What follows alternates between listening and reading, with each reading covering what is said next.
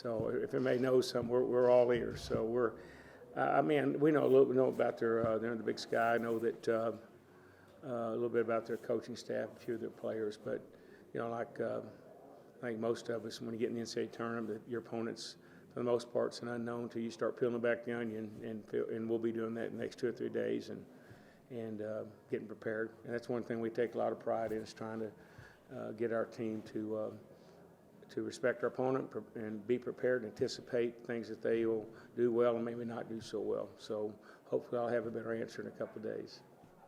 How do you feel for these transfers like Bryson and Kevin to get to experience this with you? Yeah, I mean, I'm excited for our team because it's a new team. About half our team's been in the NCAA tournament. Kevin O'Bannon, of course, at Oral Roberts, and Adonis has been with Winthrop. So, and then the 5 guys back. But yeah, I'm so excited for Bryson. That's one reason he chose Texas Tech. He believed in our program, and this is our 4th consecutive year to go, and he wanted to go into on a winning team, and of course he's helped us win. But he's excited, and I'm probably as excited, more excited just for him because he certainly deserves it. I know a lot of fans would have wanted you guys to go to Fort Worth. Yeah, I would like that. Yeah, San Diego's a great city, and yeah, that's a wonderful place to go out and visit. I wish we would have the opportunity to enjoy, but our whole team will be more focused on Montana State than the weather. But it'll be great for our fans to go out there. Coach, when you play a team like Montana State that has won an awful lot of games, probably hasn't lost a game in a very long time, won their conference tournament, they're probably going to come in with a great deal of confidence just because they haven't tasted defeat very much in a very long time. How do you deal with a team that is going to be coming in with that much confidence, even though they're a low seed facing a high seed? That's a great question, Joe. In most of the teams that are getting in the NCAA tournament are going to have a lot of confidence because they've won, and they've won a lot more than they've lost. And then there's those certain teams that get really hot in February and March and get on a roll, and those are the teams you're a little more concerned about, and just worried about a team that's got that much had so much success, and they believe in so much in what they're doing. Those teams are hard to beat because they have a strong will. They know a lot more about winning and losing, and very competitive. So, yeah, we'll we certainly have a lot of respect for them, as do all the opponents. But some of these younger, we get caught up this seed, that seed. It really doesn't matter. If this was a series, we're going to play the best out of 7. It'd be a little different. But one game, anything happen. Team gets hot in that game, that makes a lot of threes. Ball bounces their way, gets a few calls, anything happen. And that's the great thing about this March Madness and this tournament is there's always a lot of upsets, and I don't even know if this would be an upset if they beat us. Every game is it's one game for us, and the best team for that 40 minutes is going to win, and we plan on being the team that's going to play the best for 40 minutes. So, but we're looking forward to it. But certainly, I've been doing this long enough that I'm never surprised when I see, one of these lower Division I schools upset a Power 5 team. Coach, you have went up against 2 number 1 seeds, Baylor, Kansas. What does that say about the strength of the Big 12 conference right now? Well, we've talked about all year. It's when a lot of our guys want to come to the Big 12 is because we've got a great conference, great coaches, and our players are playing against future NBA players, and along with that, it builds some confidence too that we can play with anybody. At the same time, we're looking for some consistency, and we've had our ups and downs, and I think we've played a lot more consistent the last 4 or 5 games, and so we're excited about where we are. But bottom line is we're still trying to get better. I mean, we're not satisfied where we are. We think we hadn't reached our potential yet. So as much as we're looking forward to playing the NCAA tournament and preparing for our opponent, a big part is we're still focused on us to try to get better. Coach, you built this team up this year. Can you just talk about your overall emotions taking this team into the tournament?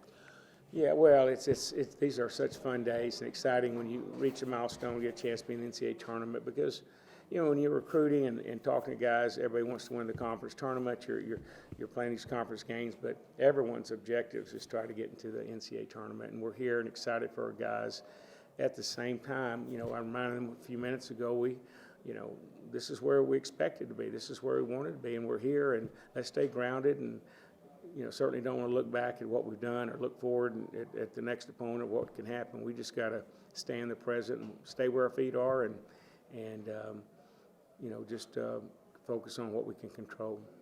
Coach, this will be your first time as a head coach in the NCAA tournament, but obviously in the JUCO national tournament, you have a little experience there. Is that something that can sort of translate and help you as you prepare for this? Yeah, Joe, I hope so. I do have. I was blessed. I've had a lot of really good teams, and we've been in a lot of national tournaments and JUCOs, NEI, and Division II, and then again with the success and experience I had the last 3 years as an associate head coach. And we've got players that have experience, like about half our team. So we'll try to draw from our guys. From my experience, we've got, I think Coach Sutton's been in, he was telling me, like 18 NCAA tournaments. Coach Williams has been in quite a few. And so we all have different thoughts and ideas on how to get our team, mentally, physically, and emotionally ready. So I'll try to use all the people around me to do that. And I think the most important thing you mentioned, we want to have a lot of confidence and feel good about ourselves, stay healthy, which we are right now, and also be mentally focused that we're doing, we're playing the right way, and we'll be, we'll be hard to beat if we do those things.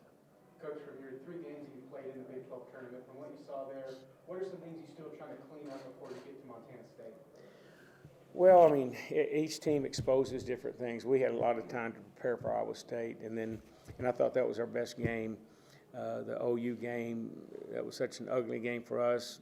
Give credit to OU, but they exploited a few things on both ends of the floor. But very, very good team, and it was a slower kind of, just a slugfest. And then you play a Kansas, which is it's just nearly impossible to prepare for them in less, even 24 hours. We need about a month because they just do so many things. But we didn't have that, and we got out and competed. We went toe to toe with them for about 38 minutes, and so we can also learn from that. But each one of them, showed us a few things that we really liked, and we can continue doing going forward in the tournament offensively, and then defensively, some things that we've got to continue to work on, like just the same, rebounding and getting back on defense are 2 that come to mind. What do you know? We don't really know much about them, but we know it's March, and any team is capable of winning. And we just got to prepare for them like we're preparing for a Big 12 team, and just got to be ready for the fights on Friday. So what does it mean to you, when you took the tournament? It's definitely a blessing. It's big for me. This is my first time, being part of a selection Sunday and being actually on a team where you get selected to play against somebody and participate in the NCAA tournament. So it's a big opportunity for me, and I'm just very excited to go to war with my brothers. Kevin, how are you kind of feeling coming back from injury, obviously, and just kind of riding that hot streak to the Big 12 championship now going to San Diego?